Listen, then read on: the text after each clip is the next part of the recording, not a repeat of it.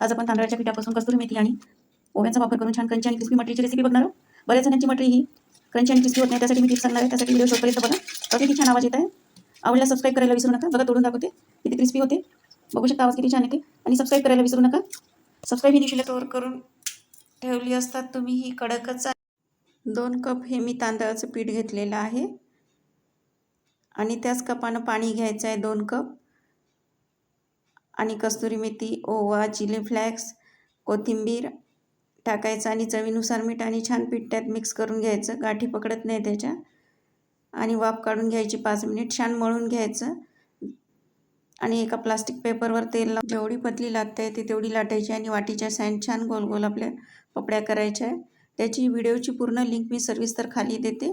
आवडल्यास सबस्क्राईब करा, लाईक करा. बघा किती पपड्या तळ्या गेलेल्या आहे. अशाच कलर येते तळायच्या आहे. आवाज बघू शकता तुम्ही. सबस्क्राईब करा, लाईक करा आणि कमेंट